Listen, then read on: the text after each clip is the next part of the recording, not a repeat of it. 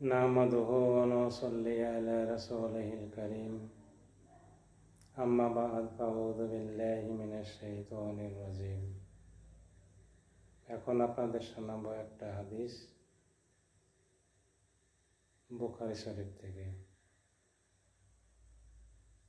ঈর্ষা ও হিংসা করা হারাম।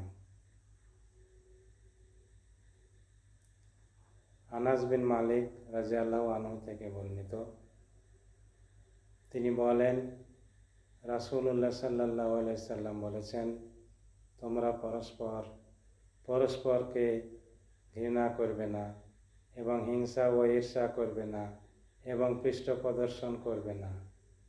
হে আল্লাহর বান্দাগণ, তোমরা একে অপরের ভাই হয়ে যাও। আর কোনো মুসলমানের জন্য উচিত নয় যে সে 3 দিনের বেশি তার ভাইয়ের সাথে সম্পর্ক ছিন্ন করে।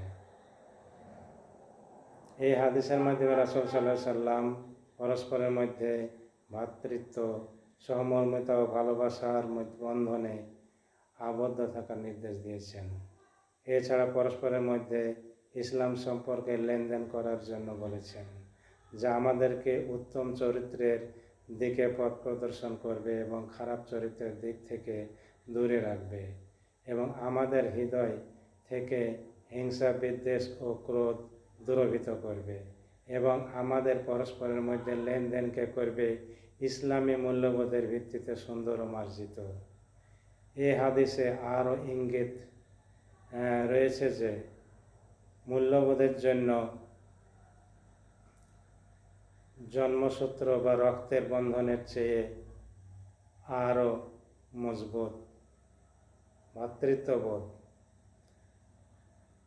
ভ্রাতৃত্ববোধ জন্মসূত্র ও রক্তের বন্ধনের চেয়ে আরও মজবুত। এর মূল ভিত্তি হলো ঈমান।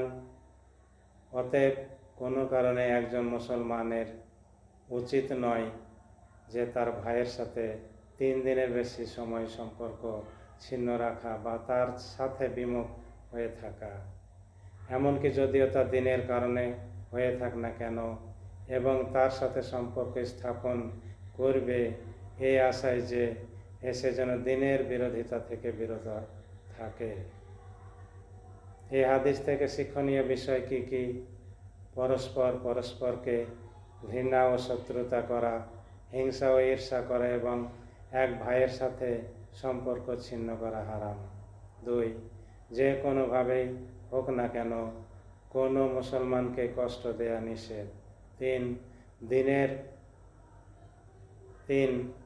দিনের বেশি কোনো মুসলমানের জন্য তার ভাইয়ের সাথে সম্পর্ক ছিন্ন করা হারাম।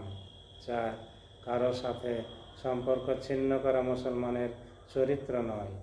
5, হাদিসের মুসলমানদের পরস্পরের মধ্যে ভ্রাতৃত্ববোধ ও সহমর্মিতার জন্য উৎসাহ দেওয়া হয়েছে। আসসালামু আলাইকুম।